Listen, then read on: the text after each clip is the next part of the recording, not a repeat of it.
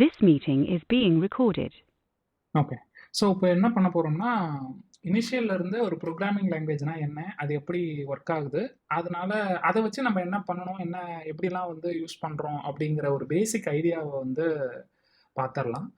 இது எதுக்கு பார்க்கணும் அப்படின்னா வந்து, இப்ப நீங்க எத எழுத ஆரம்பிக்கிறதா இருந்தாலும், ஒரு ஒரு லைன் ஆஃப் கோட் நீங்க எழுத ஆரம்பிக்கிறதா இருந்தாலும், அங்க வந்து ஒண்ணு ஒரு ஸ்டேட்மெண்ட்டா இருக்கும். இல்ல வந்து எல்லாமே ஒரு ஸ்டேட்மெண்ட் தான். ஓகேங்களா? ஸோ அந்த ஸ்டேட்மெண்ட் வந்து எப்படி எக்ஸிக்யூட் ஆகுது? என்ன நடக்குது? அது ஏன் இப்படி இருக்கு? அப்படிங்கிற கேள்விகளுக்கான பதிலா தான் வந்து இந்த செஷன் இருக்குது. இதான் நம்மளுடைய initial insightful learning about programming language and how things works behind the scenes. First மேலோட்டமா ஒண்ணு கத்துக்கிட்டு, அதுக்கப்புறம் பின்னாடி என்ன நடக்குதுங்கிறத கத்துக்கிறத விட, ஸ்டார்ட்டிங்ல இருந்து இது ஏன் இப்படி வந்தது? இதுக்கு அடுத்தது இருந்து இது எப்படிலாம் எவால்வ் ஆச்சு? என்ன ப்ராப்ளத்த சால்வ் பண்றதுக்காக ஒன் பை ஒன்னா ஆட் பண்ணிக்கிட்டே வந்தாங்க? அப்படிங்கிற ஐடியாவ கத்துக்கும் பொழுது, you can connect the dots very easily. So அதனால வந்து உங்களால நிறைய விஷயங்கள உங்களோட இன்ட்யூஷன் வழியாவே புரிஞ்சுக்க முடியும். You don't need to study ஒரு ஒரு ஹோல் புக்க படிச்சு தான் ஒரு விஷயத்த புரிஞ்சுக்கணும் அப்படிங்கிற அவசியம் கிடையாது. நம்மளே வந்து அதை திங்க் பண்ணலாம். அது இப்போ நம்ம இருந்திருந்தா அந்த இடத்துல இந்த பிரச்சனையை சால்வ் பண்றதுக்கு என்ன மாதிரியான சொல்யூஷன் கொடுத்துருப்போம் அப்படிங்கிறத தெரிஞ்சுக்கணும்னா, நம்மளால வந்து ஈஸியா வந்து அந்த இதை வந்து இன்ட்யூஷனை புரிஞ்சுக்க முடியும். அந்த டிசைனிங் தாட்ஸை வந்து புரிஞ்சுக்க முடியும். அண்ட் இப்போ வந்து அப்போ நம்ம அந்த சொல்யூஷன் என்னங்கிறத நம்ம திங்க் பண்ணோம்னா, ஃபர்ஸ்ட் அது என்ன ப்ராப்ளம் இருந்தது அப்படிங்கிறத நம்மளுக்கு தெரியணும். இந்த மாதிரி ஒரு ப்ராப்ளம் இருக்கு, இதுக்கு என்ன சொல்யூஷன் கொடுப்பீங்க அப்படின்னு கேட்டோம்னா, of course everybody can answer that. நம்ம டே டு டே லைஃப்ல நிறைய பிரச்சனைகள் அந்த மாதிரி நம்ம ஃபேஸ் பண்றோம். அதுக்கான ஆன்சர்ஸ்லாம் கொடுத்துக்கிட்டு தான் இருக்கும். ஸோ அந்த மாதிரியான ஒரு இதை தான் வந்து இன்னைக்கு பண்ண போறோம். இது கொஞ்சம் கொஞ்சம் பெருசா போகலாம். மேபி ஒரு 1.5 hours கூட போகும். But stay tune. அதை வந்து விட்ட வேணாம். கொஞ்சம் இந்த ஒரு 2 செஷன் வந்து ரொம்ப முக்கியம். இன்னைக்கு நாளைக்கும் கூட ஒரு செஷன் வைக்கலாம்னு நினைக்கிறேன், பேஸ்ட் ஆன் யூ கைஸ் உங்களுடைய ப்ரெசன்ஸை பொறுத்து. பட் இந்த 2 செஷன் வந்து ரொம்பவே முக்கியம். இனிமேட்டு வர்ற எதை பண்றதா இருந்தாலும் இந்த 2 செஷனை வச்சு தான் பண்ணணும். இது வந்து ஒரு எந்த அளவுக்கு நல்லா தெளிவா நம்ம புரிஞ்சுக்கிறோமோ, இதுதான் ப்ரோக்ராமிங். இதுக்கப்புறம் இருக்கிறது எல்லாமே வேற ஒண்ணுமே கிடையாது. இந்த இதெல்லாம் நல்லா புரிஞ்சதுன்னா, இந்த 2 செஷன் நல்லா புரிஞ்சிருச்சு, எனக்கு நல்லா தெளிவா தெரிஞ்சிருச்சுன்னா, you can get in to any programming language, any kind of technology பிளாட்ஃபார்ம்ல நீங்க ஒர்க் பண்ணலாம். பேக் எண்டு, ஃப்ரண்ட் எண்டு, எதை வேணா இருக்கலாம். Any programming language, Java, Python, Java script, what ever it can be. So அதோடைய பேசிக் ஐடியா தான் இந்த sessions. ஓகேங்களா? சரி, let's get into that.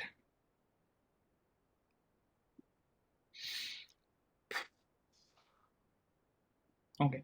So first basics வந்து என்னன்னா, ஹார்ட்வேரை பற்றி நமக்கு கொஞ்சம் ஐடியா தெரியணும்.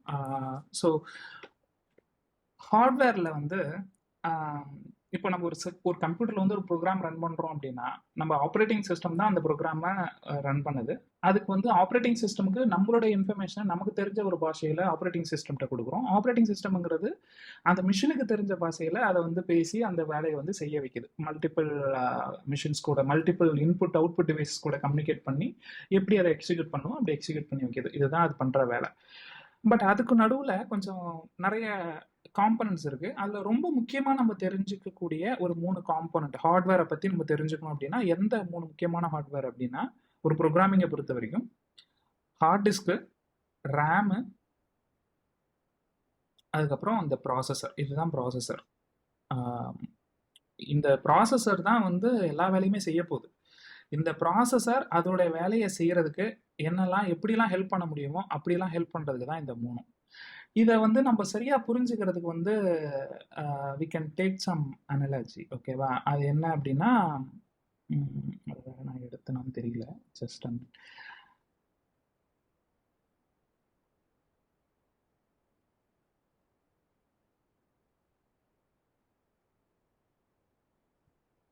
என்ன அனலாஜின்னா, இப்போ ஒரு குக்கிங் பண்ணணும் அப்படின்னா நமக்கு என்னெல்லாம் தேவை, அதை எப்படிலாம் நம்ம ஹேண்டில் பண்ணுவோம் அப்படிங்கிற இந்த இந்த இந்த செஷன்ஸ் ஃபுல்லாகவுமே, இந்த 2 செஷன்ஸுமே வந்து நம்ம ஃபுல்லாகவே குக்கிங்கை தான் ஒரு அனலாஜியாக வச்சு இதை எக்ஸ்பிளைன் பண்ண போகிறோம். அது உங்களுக்கு அதுதான் தெரியணும் இல்லை, எனக்கு வந்து அதுதான் கொஞ்சம் பெட்டராக இருக்குது எக்ஸ்பிளைன் பண்ணுறதுக்கு. அதனால் நான் அதை எடுத்துக்கிட்டேன். It can be apply to any thing. ஓகேங்களா? ஸோ இதில் நம்ம வந்து ஒரு சில பிரச்சனைகளை பார்ப்போம். இந்த பிரச்சனைகளை நம்ம எப்படி சால்வ் பண்ணோம் அப்படிங்கிறத யோசிச்சோம்னா, ரியல் டைமில் ஒரு ப்ரோக்ராமிங்கில் இதெல்லாம் எதுக்கு எப்படி டிசைன் ஆயிருக்கு, இதை எப்படி வந்து இதை ஏன் இப்படி பண்ணியிருக்காங்க, இது ஏன் இங்க இந்த மாதிரியான கனெக்ஷன்ஸ்லாம் இருக்கு அப்படிங்கிறதெல்லாம் நம்மளால தெளிவா புரிஞ்சுக்க முடியும். ஓகேங்களா? ஸோ ஃபர்ஸ்ட் ஒரு விஷயம், நம்ம ஒரு குக் பண்றோம் அப்படின்னா ஒரு சமையல்காரங்க வேணும். அவங்க தான் குக் பண்றவங்க. அவங்களுக்கு என்ன தெரியும்னா, எல்லாத்தையுமே வந்து கரெக்ட்டா போட்டு ஒரு ஒரு முழு சமையல உருவாக்க தெரியும். They are a processor. ஓகேவா? அவங்க தான் ப்ராசஸ் பண்றாங்க. இப்போ அந்த ப்ராசஸ் பண்றதுக்கு நம்ப வந்து இப்போ அவங்களுக்கு அவங்களுக்கு என்ன அவங்களால நெறைய விஷயங்கள ப்ராசஸ் பண்ண முடியும். பட் நம்ப வந்து அந்த சமையல்காரங்களுக்கு நம்ப கரெக்ட்டா குடுக்கணும். எனக்கு வந்து இந்த சாம்பார் செய்யணும்னா, இதெல்லாம் இன்ஸ்ட்ரக்ஷன் அப்படின்னு ஒரு இன்ஸ்ட்ரக்ஷன்ஸ் குடுப்போம் இல்லைங்களா? இப்போ வந்து என்னென்ன ஃபர்ஸ்ட் ஸ்டெப் வந்து இத பண்ணு, 2வது ஸ்டெப் இத பண்ணு, 3வது ஸ்டெப் இத பண்ணு அப்படின்னு சொல்லி நம்ம ஒரு இன்ஸ்ட்ரக்ஷன் அவங்கள்ட்ட வாயில குடுத்துக்கிட்டே இருப்போம். அவங்க அத செஞ்சுக்கிட்டே இருப்பாங்க. இதுதான் யூசுவலா நடக்கும். அந்த இன்ஸ்ட்ரக்ஷன நம்ம வந்து அடிக்கடி வாயில ஒவ்வொரு தடவையும் இப்ப இன்னைக்கு ஒரு நாள் வராங்க. திருப்பி அடுத்த வாரம் அடுத்த தடவ வந்து அந்த வேலைக்காரங்க மறுபடியும் சாம்பார் செய்றாங்கங்கும்போது, மறுபடியும் அந்த இன்ஸ்ட்ரக்ஷன ஃபர்ஸ்ட்ல இருந்து நம்ம ஒவ்வொரு தடவையும் சொல்லிக்கிட்டே இருக்க வேண்டாம். அப்போ அது சொல்லிக்கிட்டே இருக்க வேண்டாம்னா நம்ம என்ன பண்ணணும்? எனக்கு எப்படி சாம்பார் இருக்கணும் அப்படிங்கிறத நான் வந்து ஒரு இதுல எழுதி வச்சுக்கணும்.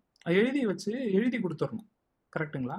ஸோ அந்த மாரி பண்ணிட்டீங்க அப்படின்னா வந்து, you don't need to tell every time whenever the cook is coming. So அவங்க வந்து அந்த இத பார்த்துப்பாங்க. சாம்பார் இன்ஸ்ட்ரக்ஷன் அப்படின்னு சொல்லிட்டு நீங்க அதுக்கு வந்து ஒரு ஒரு ஒரு ஃபைல் போட்டு அந்த ஃபைல்ல வந்து இன்ஸ்ட்ரக்ஷன் 1 இன்ஸ்ட்ரக்ஷன் 2ன்னு சொல்லிட்டு நீங்க கொடுத்துருவீங்க. இப்போ இந்த மாதிரி நிறைய இன்ஸ்ட்ரக்ஷன் இருக்கும். ஓகேங்களா? இது வந்து இன்ஸ்ட்ரக்ஷன் 1 இன்ஸ்ட்ரக்ஷன் 2ன்னு போட்டிருக்கோம் இல்லைங்களா? இதுல வந்து there can be any number of instruction. இப்போ எப்பலாம் அந்த குக்குக்கு வந்து சாம்பார் வேணுமோ, அப்பலாம் அவங்க என்ன பண்ணுவாங்கன்னா, இந்த இன்ஸ்ட்ரக்ஷன் ஃபைல் எடுத்துப்பாங்க. இதுல இருக்கிற இன்ஸ்ட்ரக்ஷன ஒன் பை ஒன்னா ரீட் பண்ணுவாங்க. அந்த ஒவ்வொன்னா ரீட் பண்ணி அத செய்ய ஆரம்பிப்பாங்க. ஒரு உதாரணத்துக்கு இந்த ஃபர்ஸ்ட் இன்ஸ்ட்ரக்ஷன் வந்து பிரிப்பேர் தால் அப்படின்னு இருக்குன்னு வச்சுங்களேன். இப்போ இத பார்த்த உடனே ஃபர்ஸ்ட் அவங்களுக்கு என்ன தெரியணும்னா, இந்த தால்ங்கிறத வந்து எங்க இருந்து எடுக்கணும் அப்படிங்கிறது தெரியணும். பிரிப்பேர் தால் அப்படின்னு பார்த்தாச்சு. உங்க வீட்ல அந்த தால் வந்து ஏதோ ஒரு இடத்துல நம்ம வச்சிருப்போம். அது ஏதோ ஒரு இடம்ங்கிறது என்ன அப்படின்னு பார்த்தீங்கன்னா, சம் ஒரு ஒரு இந்த ஸ்டோர் ரூம்ல ஏதாவது ஒரு இடத்துல பெருசா, ஏன்னா ஒரு நம்ம தால்லாம் பார்த்தீங்கன்னா, கிலோ கணக்குல வாங்குவாங்க. தால், ரைஸ் இது எல்லாமே கிலோ கணக்குல வாங்குறோம் அப்படின்னும்போது, இது எல்லாத்தையும் எடுத்துட்டு வந்து நம்ம சமையல் ரூம்ல முன்னாடியே வச்சுக்க முடியாது.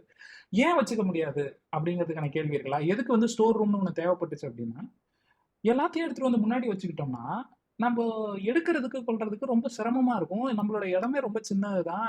சின்ன இடமா இருந்தா தான் ஈஸியா ஒரு பொருள வச்சு ஆக்சஸ் பண்ணி எடுக்க முடியும். பெரிய இடமா இருந்தா என்ன பிரச்சனை? ஏன் அதுக்கு சமையல் ரூமே ரொம்ப 1 கிலோமீட்டர் தூரத்துக்கு சமையல் ரூம வச்சுக்கிட்டு எல்லாத்தையும் எடுத்துட்டு வந்து சமையல் ரூம்லயே வச்சுக்கலாமான்னு கேட்டீங்கன்னா, வச்சுக்கலாம். பட் அப்படி வச்சிருக்கிறதுல இருக்கிற பிரச்சனை என்னன்னா, அப்போ கூட நீங்க ஒரு அரிசி எடுக்கணும்னா 1 கிலோமீட்டர் தூரம் நடந்து போய் எடுத்துட்டு வர வேண்டியதா இருக்கும். ஒரு கடுகு எடுக்கணும் அப்படின்னா, தாளிக்கிறதுக்கு அத ரொம்ப தூரம் போய் எடுத்துட்டு வர வேண்டியதா இருக்கும். ஸோ இந்த பிரச்சனைகள் எல்லாம் இதனால என்ன ஆகும்னா, இப்போ டக்குனு எண்ணெய போட்டுட்டு நம்ம ஒரு கடுக போடுறதுக்கு பதிலா, அத தேடி போய் எங்க இருக்குதுன்னு பார்த்து, அந்த அவ்ளோ பெரிய ரூம்ல அது எங்க இருக்குதுன்னு பார்த்து எடுத்துட்டு வர்றது கஷ்டமா இருக்கும். ஸோ இந்த பிரச்சனைகள சால்வ் பண்றதுக்கு என்ன பண்ணியிருக்கோம் நம்ம அப்படின்னா, ஒரு ஸ்டோர் ரூம்னு ஒண்ணு வச்சிருக்கோம். கிலோ கணக்குல வாங்குறத, மொத்தமா வாங்குறது எல்லாமே அங்க வச்சுப்போம். கடுகு 1 கிலோ வாங்கிறோம்னா, 1 கிலோ கடுகு வாங்கி அங்க வச்சிருப்போம். சின்னதா நம்மளுக்கு என்ன தேவைப்படுதோ, அத மட்டும் எடுத்துட்டு வந்து நம்மளுடைய சமையல் ரூம்ல, கிச்சன்ல வச்சுப்போம். கரெக்ட்டுங்களா? ஸோ இந்த இந்த பிரச்சனை எதனால எதனால ஸ்டோர் ரூம் இருக்கு? எதனால வந்து கிச்சன்ல வந்து சின்ன சின்னதா அந்த கண்டெய்னர்ல வச்சிருக்கோங்கிற விஷயம் புரிஞ்சுதுங்களா? அதே மாதிரி அ அடுத்த விஷயம் என்னன்னா, இப்ப நான் இந்த இந்த இன்ஸ்ட்ரக்ஷனுக்கு வருவோம். பிரிப்பேர் தால் அப்படின்னு சொல்லி ஒரு இன்ஸ்ட்ரக்ஷன் குடுத்துருக்கோம் அப்படின்னா, அவங்களுக்கு என்ன தெரியணும் அப்படின்னா, இந்த தால் வந்து I can not see the share the screen. ஓ! யாராலயுமே பார்க்க முடியலையா ஸ்கிரீன? இல்ல பார்க்க முடியுது. இல்லையே, நல்லா தெரியுதுப்பா. நல்லா தெரியுது. எழில் வந்து ஷேர் பண்ணத பார்க்க முடியலன்னு போட்டிருக்காங்க. ஓகே. எழில் உங்களுக்கு தெரியலையா?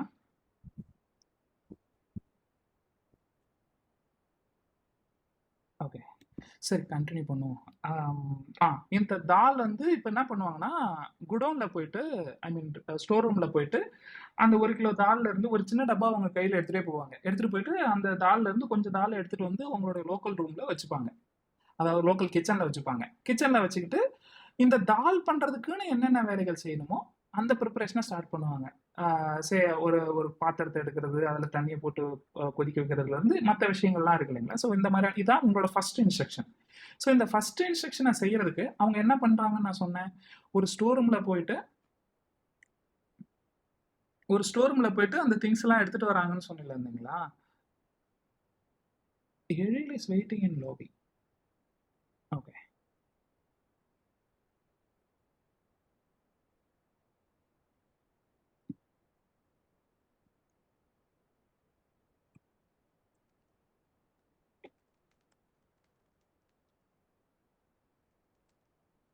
ஸ்டோர் ரூமில் ஃபஸ்ட்டு அந்த பொருளை வாங்கி வைக்கணும். அதுக்கப்புறம் ஸ்டோர் ரூம்ல இருந்து எடுத்துட்டு வந்து கிச்சன்ல வைக்கணும்.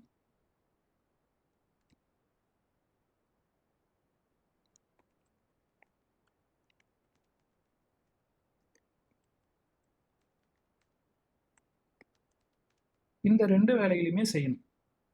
ஸ்டோர் ரூம்ல இருக்கிறது எப்பயுமே பர்மனெண்ட். ஆனா இங்க இருக்கிறது பாத்தீங்கன்னா அந்த கிச்சன்ல இருக்கிறது காலி ஆயிட்டே இருக்கும்.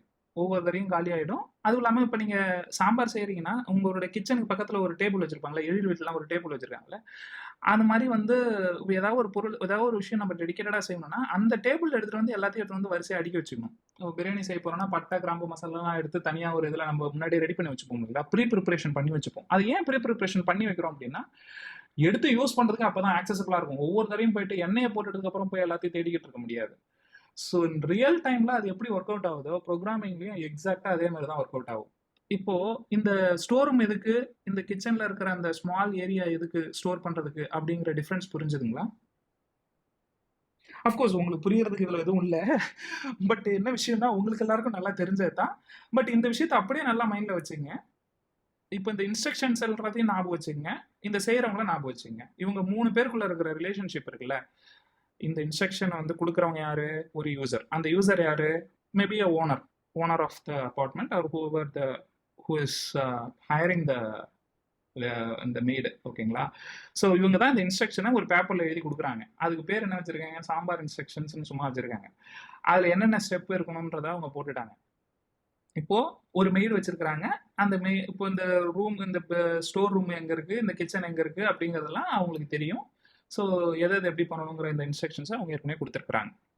அவ்வளோதான் மேட்ரு. இப்போ என்ன ஆகும்னா இது வந்து it is not just happens in one home இல்லையா, எல்லார் வீட்லேயும் கிட்டத்தட்ட இதே ப்ராசஸ் தான் திருப்பி திருப்பி நடக்கணும். இதில் வந்து இவங்க வீட்டில் எப்படி நடக்கும், இன்னொருத்தவங்க வீட்டில் எப்படி நடக்கும் அப்படிங்கிற கதெல்லாம் எதுவும் இல்லை. அஃப்கோர்ஸ் எல்லா இடங்கள்லையுமே கிட்டத்தட்ட இதே ப்ராசஸ் தான் நடக்கும். இப்போ இந்த ஹார்ட்வேர் சம்மந்தப்பட்ட இதுக்கு வருவோம். ஹார்ட்வேர்ல வந்து என்ன இருக்கு, இப்போ இந்த ப்ராசஸர்னு இருக்கு. இந்த ப்ராசஸர்ங்கிறது எதுக்குள்ள ரிலேட் பண்ணக்கூடியது அப்படின்னு பார்த்தீங்கன்னா, processor we can purely relate to the master. என்ன மாஸ்டர், அந்த மெய்டு ஒருத்தங்களை வந்து வேலைக்கு வச்சோம்ல, அந்த மெய்டு தான் வந்து ப்ராசஸர். ஏன்னா அவங்க தான் வந்து அந்த ப்ராசஸை செய்கிறாங்க. நீங்கள் வந்து அந்த இன்ஸ்ட்ரக்ஷனை மட்டும்தான் கொடுக்குறீங்க. இந்த மெய்டு தான் இந்த ப்ராசஸர், நீங்கள் இன்ஸ்ட்ரக்ஷன் மட்டும் தான் கொடுக்குறீங்க. இந்த ஹார்ட் டிஸ்க்குங்கிறது தான் உங்களுடைய ஸ்டோர் ரூம், பெரிய ஸ்டோர் ரூம், பர்மனெண்ட்டாக இருக்கக்கூடிய ஸ்டோர் ரூம். இந்த ரேமுங்கிறது தான் உங்களுடைய ஸ்மால் கிச்சனில் இருக்கிற சின்னதாக இருக்கிற ஒரு store place.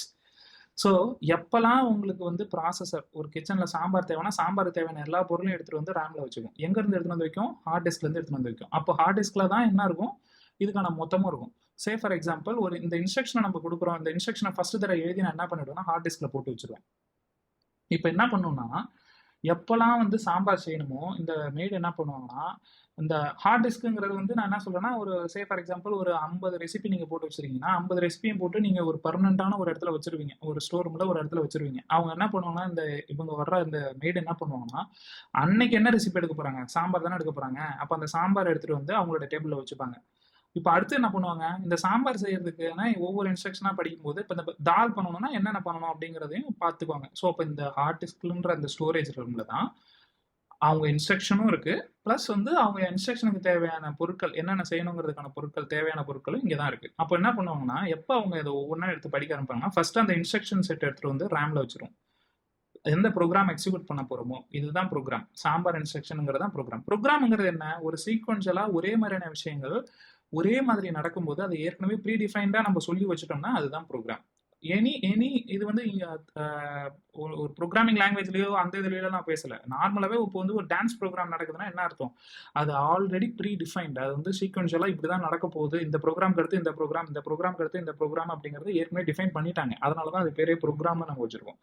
So same way here, இந்த இது எப்படி நடக்கணுங்கிற அந்த ப்ரோக்ராம் இருக்குல்ல, இது இந்த ஸ்டெப்புக்கு அப்புறம் தான் இதை பண்ணணும் அப்படிங்கிறத ஏற்கனவே நீங்கள் ஒரு ப்ரோக்ராமாக செஞ்சு கொடுத்துட்டீங்க இந்த மெய்டுகிட்ட. அவங்க அந்த ப்ரோக்ராமை எடுத்துகிட்டு வந்து வச்சுக்கிட்டு அவங்களுக்கு தேவையான விஷயங்களை ஸ்டார்ட் பண்ண ஆரம்பிப்பாங்க. எக்ஸாக்ட்லி ஹியர் நீங்கள் ஒரு கோடு எழுதுறீங்க அப்படின்னா அந்த கோடு ஃபர்ஸ்ட் டைம் போய் ஹார்ட் டிஸ்கில் தான் இருக்கும். இப்போ நீங்கள் ஒரு அப்ளிகேஷன் இன்ஸ்டால் பண்ணுறீங்கன்னா அந்த அப்ளிகேஷன் இன்ஸ்டால் பண்ண அப்ளிகேஷன் உங்களோட ஹார்ட் டிஸ்கில் இருக்கும். எப்போ நீங்கள் உங்களோட ஐக்கானை கிளிக் பண்ணுறீங்களோ அப்போ அந்த ஹார்ட் டிஸ்கில் இருக்கிற அந்த அப்ளிகேஷனோட கோட்லாம் இருக்கு பார்த்தீங்களா, அதெல்லாம் மெமரியில் ரேமில் லோட் ஆக ஆரம்பிச்சிடும். ஒன் பை ஒன்னாக இந்த இன்ஸ்ட்ரக்ஷன்ஸ் எல்லாமே மொத்தமாக லோட் ஆகிடும். இப்போது இந்த ரேமில் வந்து இந்த ப்ரோக்ராமை செய்யறதுக்கான மொத்தமும் இங்கே வந்துருச்சு. இப்போ இது எதுவுமே ஹார்ட் டிஸ்கில் இல்லை. ஸோ இங்கேருந்து இந்த ப்ராசஸர், இந்த ரேம்லேருந்து இந்த ப்ராசஸருங்கிறவங்க எடுத்து ஒன் பை ஒன் லைனாக எடுத்து வேலை செய்ய ஆரம்பிப்பாங்க. அவ்வளோதான். இதுதான் ஹார்ட் டிஸ்க்கு ரேமு ப்ராசஸருக்குள்ள கனெக்ஷன். இந்த கனெக்ஷன் புரிஞ்சிருச்சுங்களா? இப்போ நான் சொன்ன ஒரு வேலை இதில் புரியலனா கூட இதை அப்படியே வச்சு நீங்கள் அப்படியே இதில் பார்த்தீங்கன்னா you can imagine and then connect the dots. இந்த விஷயம் புரிஞ்சிருச்சுங்களா? யாராவது ஒருத்தங்க சொல்லுங்க. இது புரியுது. நெக்ஸ்ட் போகலாம். ரைட். ஸோ இப்போ அடுத்து இந்த ரேமில் எடுத்துகிட்டு வந்து வைக்கிறோம், இந்த ஹார்ட் டிஸ்கில் வைக்கிறோம்னு சொல்லலாம். நம்ம வீட்டில் ஒரு பொருளை எடுத்து வைக்கிறோம்னா ஆப்வியஸாக நம்மளுக்கு அது ஒரு ஸ்டோரேஜ் ஸ்பேஸ். ஒரு ஸ்டோரேஜ் ஸ்பேஸ்ன்னு உடனே நம்ம யூஸ்வலாக இந்த மாதிரி தான் அடுக்கி தான் வைப்போம் இல்லைங்களா? ஒவ்வொன்றும் வந்து இப்படி தான் அடுக்கி தான் வச்சிருக்க முடியும். கண்ணாமண்ணாலாம் போட்டு வச்சா it is difficult to access. Moreover நிறைய பிளேஸை வந்து ஆக்குபை பண்ணிடும் கண்ணாமண்ணாலாம் போட்டா. அதே ஒரு விஷயத்தை அடுக்கி வச்சா, இப்போ இதுவே பார்த்தீங்கன்னா ரவுண்டாக இருக்கிறதுனால கொஞ்சம் கஷ்டமா இருக்குல்ல. இதே ஒரு சதுரமாக போட்டிருந்தீங்கன்னா நிறைய ஸ்பேஸ் வந்து வீணாக இருக்காது. இப்போ இந்த இடத்துல நடுவில் இருக்கிற ஸ்பேஸ்லாம் வீணாக இருக்கு பார்த்தீங்களா? ஸ்டோரேஜ் ஸ்பேஸ் வந்து வீணாக இருக்கு. ஸோ ஒரு ரேமுங்கிறதுலையோ இல்லை ஒரு ஹார்ட் டிஸ்க்குங்கிறதுலையோ எப்படி வந்து ஸ்டோர் ஆகும் அப்படின்னு கேட்டிங்கன்னா, ஒரே நிமிஷம் அதுக்கு ஒரு எக்ஸாம்பிள் காட்டுறேன். அது எப்படி தெரியுமா ஸ்டோர் ஆகிருக்கும்? ஒரு ரேமில் எடுத்துகிட்டு வந்து நீங்கள் போடுறீங்க, ஒரு ஹார்ட் டிஸ்கில் இருக்குன்னா அது எப்படி ஸ்டோர் ஆகிருக்குன்னா, என்ன எழுத வர மாட்டேது. ஓகே. ஸோ இப்படி தான் இருக்கும். டப்பாவாக இருக்கும். ஒவ்வொன்றுத்துக்கும் ஒரு அட்ரஸ் இருக்கும். இப்போ வந்து 101 ஸ்டார்ட் ஆகி எதுவுமே எழுத வரல. இதுக்கு ஒரு அந்த டேப் ஒன்று வாங்கி வச்சுக்கணுங்க. இந்த கீழே பின்ன பேனல் எழுதுகிற மாதிரி ரொம்ப கஷ்டமாக இருக்கு இது எழுதுறது. ஸோ இந்த மாதிரி அட்ரஸில் இருக்கும். ஒவ்வொன்றுத்துக்கும் ஒரு அட்ரஸ் இருக்கும். ஒவ்வொரு ரேக்குக்கும் ஒரு அட்ரஸ் இருக்கும். நம்ம சொல்லுவோம் இல்லைங்களா, first rack, second rack, third rack. First இப்போது ஒரு மேடுகிட்ட சொல்லணும்னா என்ன சொல்லுவோம்? தேர்ட் ரேக்கில் அந்த செகண்ட் திங் எடுத்துட்டு வா, செகண்ட்ல இருக்கும் பாரு அந்த டப்பாவை எடுத்துட்டு வா, ரெண்டாவது டப்பா எடுத்துட்டு வான்னு சொல்லுவோம் இல்லையா? ஸோ ஏன் அந்த தேர்ட் ரேக்குங்கிறது அட்ரஸ். இந்த பொருளை எடுக்கிறதுக்கான அட்ரஸ் வந்து அதுதான். இதுதான் ஃபர்ஸ்ட்ல இருக்கிற பொருள், இது வந்து செகண்ட்ல இருக்கிற பொருள். இப்போ மிளகாத்தூள் வந்து நீங்க இந்த செகண்ட் கண்டெய்னர்ல குச்சி வச்சிருக்கீங்கன்னா தேர்ட் ரேக்ல செகண்ட் திங் எடுத்துட்டு வா அப்படின்னா அது இதுதான். அந்த மாதிரி ஏதாவது.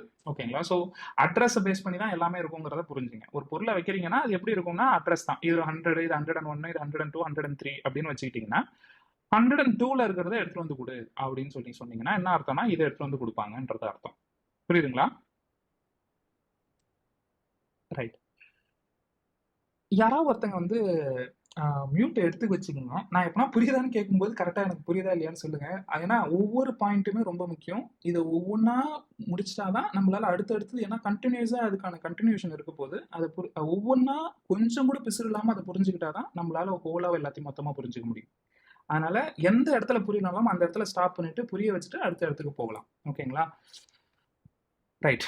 இப்போ 3வது ரோல 2வது பொருளை எடு அப்படின்னு சொல்றேன்னா ஒரு அட்ரஸை வச்சு இந்த பொருளை எடுன்னு நான் மீன் பண்றேன்னு அர்த்தம். கரெக்டுங்களா? இப்போ 102ல இருக்கிற டேட்டாவை போய் எடுத்துட்டு வா. 103. இப்போ ஃபர்ஸ்ட் விஷயம் டேட்டா எல்லாம் இப்படி தான் இருக்குன்றத புரிஞ்சுக்கணும். அரேஞ்ச் ஆயிருக்குங்கிறத புரிஞ்சுக்கிட்டீங்க. All set. இப்போ 2வது விஷயம், ஒரு வேரியபிள்னா என்ன அப்படிங்கிறத புரிஞ்சுக்க ட்ரை பண்ணுவோம். வேரியபிள்னா என்னன்னா, இப்போ ஏ ஈக்குவல் டு இதில் டைப் பண்ணுறதுக்கு ஏ ஈக்குவல் டு 5 அப்படின்னு போடுறோம் அப்படின்னா இந்த ஏங்கிறது ஒரு வேரியபிள். அந்த வேரியபிள்னா என்ன அர்த்தம்னா, இப்போ 5ங்கிறதுக்கான அர்த்தம் என்னன்னா மிளகாத்தூள்னு வச்சுங்க. ஓகேவா? இந்த மிளகாத்தூள் வந்து இந்த இடத்துல இருக்கு, உங்களுடைய ஸ்டோரேஜ் ஸ்பேஸ்ல இந்த இடத்துல இருக்கு. இந்த மிளகாத்தூளை 102ல இருக்குன்னு வச்சுங்களேன். இந்த அட்ரஸ் வந்து 102, 101, 102ல இருக்குன்னு வச்சுங்களேன்.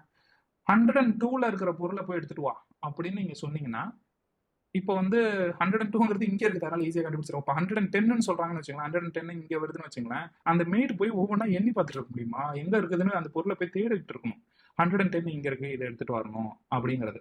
2வது, இப்போ அந்த பொருளை அங்கிருந்து எடுத்துட்டாங்க, திருப்பி எடுத்துட்டு போயிட்டு அந்த பொருளை எனக்கு மீதி யூஸ் பண்ணிட்டு மீதி எடுத்துட்டு போய் அங்கே வைக்கணும்ல. திருப்பி 102ன்ற அந்த பொசிஷன் அப்போ தேடும்போது மறுபடியும் எடுத்துட்டு போயிட்டு இங்கேயே வைக்கணும்.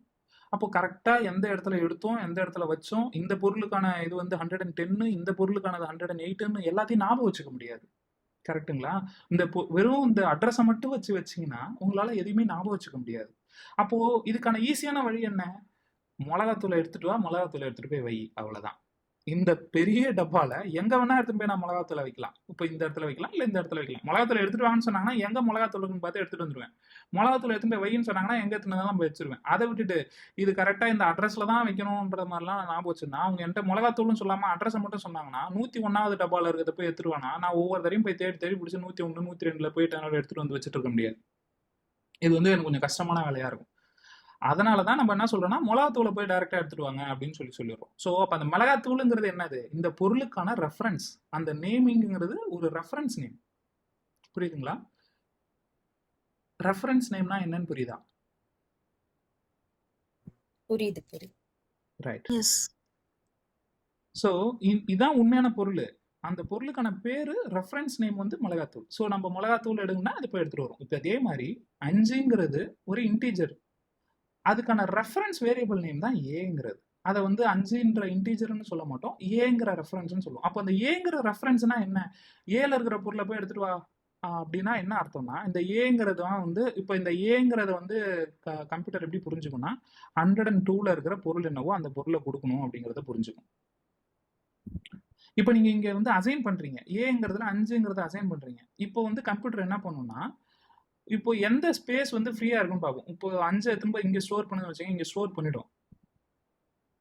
இங்க 5 ஸ்டோர் பண்ணிட்டு இந்த ஏங்கிறதுக்கு வந்து இப்போ இந்த 5ங்கிறத எங்க ஸ்டோர் பண்ணிருக்கேன் அப்படின்னா 100ல 3ல ஸ்டோர் பண்ணிருக்கோம் வச்சுங்களேன். இது வந்து 103ங்கிற மாதிரி ஞாபகம் வச்சுக்கும்.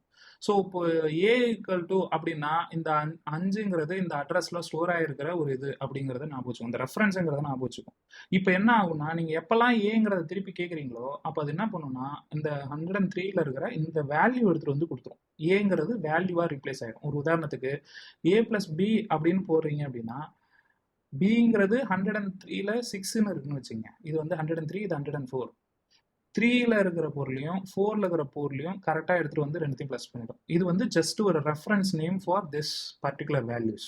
மிளகாத்தூள் மல்லித்தூளுங்கிற மாதிரி நான் வச்சுங்க. மிளகாத்தூளையும் மல்லித்தூளுக்கும் அது ஒரு பொருள், அந்த பொருளுக்கு நம்ம வச்சிருக்கிற பேர் தான் அது.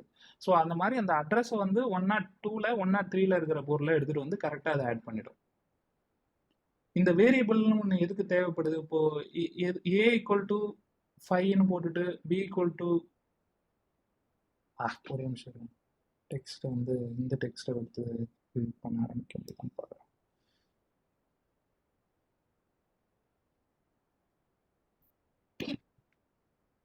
இப்போ A equal to 5, B equal to 6, C equal to A+B அப்படின்னு போடுறீங்க அப்படின்னா இந்த ஏல இருக்கிற 5, பியில் இருக்கிறதுக்கு ரெஃபரன்ஸ் வந்து 6ன்னு வச்சுக்கிட்டு சி வந்து A+Bனா இந்த மிளகாத்தூளும் மல்லித்தூளையும் சேர்த்து இன்னொரு கண்டெய்னரில் போட்டு வைக்கிறீங்கன்னு அர்த்தம். அந்த கண்டெய்னரை நீங்கள் எங்கே வேணால் எடுத்து போட்டுக்கலாம். ஸோ இதை எதுக்கு இப்படி ஞாபகம் வச்சுக்கணும் அப்படின்னா இப்போ நீங்கள் இந்த கண்டெய்னருக்கு சிங்கிற ஒரு பேர் வைக்கலன்னு வச்சுங்களேன், இந்த ஏவும் பியும் ஒன்றா சேர்த்து நீங்கள் ஒரு பொருள் போட்டு வச்சிங்களேன், 5யும் 6யும் மிளகாத்தூளும் மல்லித்தூளையும் சேர்த்து வச்சு ஒரு கண்டெய்னரில் போட்டு வச்சிங்களா, அந்த கண்டெய்னர் எப்படி நம்ம ரெஃபரன்ஸ் பண்ண முடியும்? எங்கே இருக்குன்னு சொல்ல முடியும்? நீங்கள் அந்த கண்டெய்னரோட அட்ரஸை ஞாபகம் வச்சுக்கணும். அதாவது ஏல 101ல 5 இருக்கு, 102ங்கிற அட்ரஸ்ல 6 இருக்குன்னா இப்போ 103ங்கிறதுல வந்து நம்ம சியை போட்டோம். இது 103ன்னு சொல்லி கான்டாக்ட் பண்றது கஷ்டமா, சிங்கிறது ஈஸியா சொல்லி கான்டாக்ட் பண்றது ஈஸி தானே? ஐ மீன் 103ன்னு சொல்றதை விட சிங்கிற ஒரு பேரை சொன்னீங்கன்னா, ரெஃபரன்ஸை சொன்னீங்கன்னா பிஹைண்ட் த சீன்ஸ் அந்த சிங்கிறது 103 தான் அப்படிங்கிறத உங்களுடைய மெமரி வந்து கரெக்டாக ப்ராசஸ் பண்ணி அந்த ப்ராசஸ்ல இருந்து உங்களுக்கு கரெக்டாக அந்த மெமரி அட்ரஸ்ல இருந்து வேல்யூ எடுத்து கொடுத்துரும். ஸோ இதனால தான் நம்மளுக்கு வந்து இந்த வேரியபிள்னு ஒன்று தேவைப்படுது. இந்த பாயிண்ட் கிளியரா? எஸ். ஓகே, இதை வந்து நம்ம இப்போ ஒரு ப்ரோக்ராமாக பார்ப்போம். ரியல் டைம்ல இது எப்படி ஒர்க் ஆகும் அப்படிங்கிற விஷயத்த பார்ப்போம். ரியல் டைம்ல இது எப்படி ஒர்க் ஆகும் அப்படின்னா, இப்போ வந்து இந்த ப்ராசஸர்னு சொன்னேன் இல்லைங்களா, ப்ராசஸருக்கு ஒவ்வொரு இன்ஸ்ட்ரக்ஷனாக கொடுக்கணும்னு சொன்னேன். ப்ராசஸர்னா அந்த வேலைக்காரங்க நம்ம எழுதி கொடுத்தது இன்ஸ்ட்ரக்ஷன். ஒவ்வொரு இன்ஸ்ட்ரக்ஷனாக கொடுக்கும்போது ஃபர்ஸ்ட் இன்ஸ்ட்ரக்ஷன் வந்து ஃபெச் பண்ணிட்டு வந்துடும். ஃபர்ஸ்ட் தாளை ப்ரிப்பேர் பண்ணுங்கிறது ஃபர்ஸ்ட் இன்ஸ்ட்ரக்ஷன். அது வந்து ப்ரோக்ராம் கவுண்டர் அப்படிங்கிற ஒரு இதில் அவங்க வச்சுப்பாங்க. அதாவது எந்த இன்ஸ்ட்ரக்ஷன் அவங்க படிச்சிருக்காங்கிறத ஞாபகம் வச்சுக்கிட்டு அடுத்த இன்ஸ்ட்ரக்ஷன் என்ன அப்படிங்கிறதையும் அவங்க ஞாபகம் வச்சுக்குவாங்க. ஏன்னா அப்பதான் என்ன ஆயிடும்னா, அந்த ஃபர்ஸ்ட் இன்ஸ்ட்ரக்ஷன் அவங்க முடிச்சதுக்கப்புறம் அடுத்த இன்ஸ்ட்ரக்ஷன் எதுங்கிறத படிப்பாங்க. இப்போ அதாவது 1வது இன்ஸ்ட்ரக்ஷன் நான் படிச்சுட்டேன் அப்படின்னு தெரிஞ்சிச்சுன்னா, அப்ப அடுத்த இன்ஸ்ட்ரக்ஷன் அவங்க ஃபாலோ பண்ணக்கூடிய இன்ஸ்ட்ரக்ஷன் என்ன? 2வது இன்ஸ்ட்ரக்ஷன் தான் இல்லையா? ஸோ அந்த ப்ரோக்ராம் கவுண்டர்ல இப்போ 1வது இன்ஸ்ட்ரக்ஷன் அவங்க ஃபாலோ பண்ணிட்டு இருக்காங்கன்னா 2வது இன்ஸ்ட்ரக்ஷன் தான் ப்ரோக்ராம் கவுண்டர்ல இருக்கும். ப்ரோக்ராம் கவுண்டருங்கிறது to get a next instruction. இப்போ வந்து ஏ ஈக்குவல் டு 5ன்னு இருந்துன்னா first instruction, B equal to 6 இருக்குன்னா செகண்ட் இன்ஸ்ட்ரக்ஷன். ஃபர்ஸ்ட் இன்ஸ்ட்ரக்ஷனை வந்து போட்ட பிறகு இப்போ செகண்ட் இன்ஸ்ட்ரக்ஷன் என்னவா இருக்கும்? பி ஈக்குவல் டு 6ங்கிறதா இருக்கும். இது எல்லாம் ஒவ்வொரு இன்ஸ்ட்ரக்ஷனுக்குமே வந்து இப்போ லைன் நம்பர் 1வது இன்ஸ்ட்ரக்ஷனை நான் எக்ஸிக்யூட் பண்ணிட்டேன், 2வது இன்ஸ்ட்ரக்ஷனை நான் எக்ஸிக்யூட் பண்ணணும், அடுத்த இன்ஸ்ட்ரக்ஷன் நான் என்ன எக்ஸிக்யூட் பண்ணணும்? 2ங்கிறத எக்ஸிக்யூட் பண்ணணும். அப்போ இந்த 2ங்கிறது எங்கே ஸ்டோர் ஆயிருக்கும்? ப்ரோக்ராம் கவுண்டர்ல ஸ்டோர் ஆயிருக்கும். இந்த ப்ரோக்ராம் கவுண்டர், இந்த ரிஜிஸ்டர், இந்த ப்ராசஸ், இந்த இந்த இவ்வளவு வேலைகள்லாம் இருக்குல்ல, இதெல்லாம் எங்க இருக்குன்னா இந்த ப்ராசஸர்னு ஒரு இமேஜ் உங்களுக்கு ஒன்று காமிச்சேன்ல, அந்த ப்ராசஸருக்குள்ளார தான் இருக்குது எல்லாம். இந்த சின்னோண்டு டப்பா உள்ளார தான் இவ்வளவு பெருசு இருக்கு. இது இருக்கு இல்லைங்களா, அந்த CPU ப்ராசஸர், இது உள்ளார தான் வந்து அந்த ரிஜிஸ்டர்ஸ், ப்ரோக்ராம் கவுண்டர்ஸ். ஏன்னா நெக்ஸ்ட் இவங்க தானே ஒவ்வொன்றா எடுத்து படிக்கிறவங்க. இந்த ஒரு மெயிலுக்கு எப்படி ஒரு மூளையோ அந்த மாதிரி தான் இது. இதுல என்ன இருக்கும்னா, இப்போ ஃபர்ஸ்ட் இன்ஸ்ட்ரக்ஷன் அவங்க படிச்சுட்டாங்க, இப்போ 2வது இன்ஸ்ட்ரக்ஷன் என்ன செய்யணுங்கிறத அவங்க நெக்ஸ்ட் மைண்ட்ல வச்சிருக்காங்க. அந்த ஃபர்ஸ்ட் இன்ஸ்ட்ரக்ஷன் முடிச்சதுக்கு அப்புறம் அவங்க என்ன பண்ணுவாங்கன்னா 2வது இன்ஸ்ட்ரக்ஷன் எடுத்து வந்து செய்வாங்க. 2வது இன்ஸ்ட்ரக்ஷன் எடுத்துட்டு வந்ததுக்குன்னா அடுத்து 3வது இன்ஸ்ட்ரக்ஷன் என்னங்கிறத அவங்க மைண்ட்ல வச்சுப்பாங்க. ஸோ இந்த மாதிரி வந்து ஒரு சைக்கிள் வந்து நடந்துகிட்டே இருக்கும்.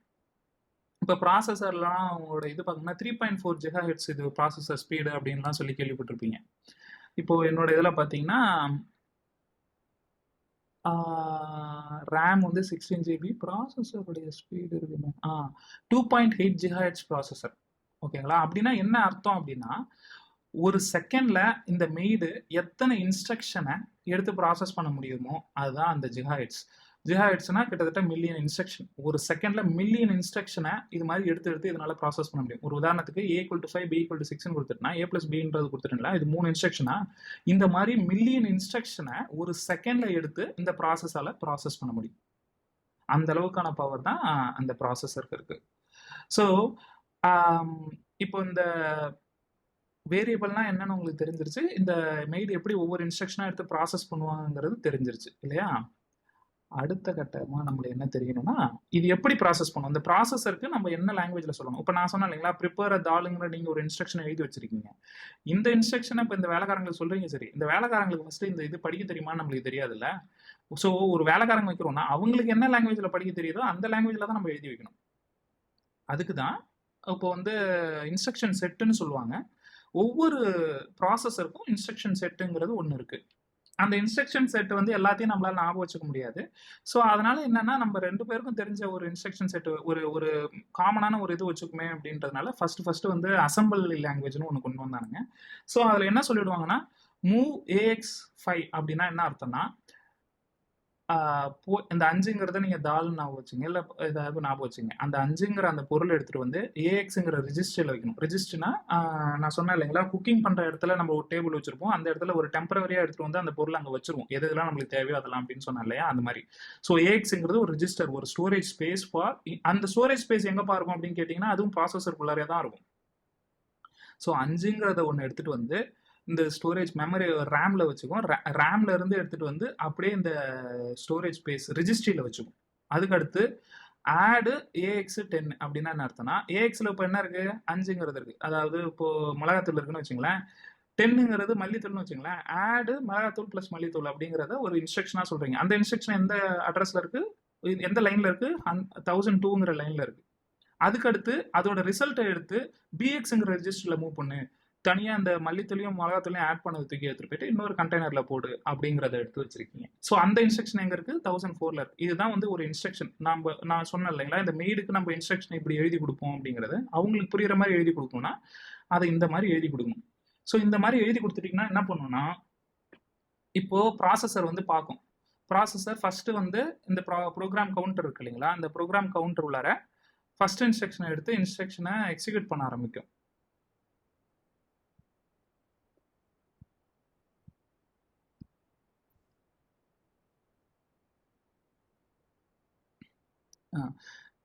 அது ஆக்சுவலாக இதே பெட்டர்னு நினைக்கிறேன். ஒரு நிமிஷம்.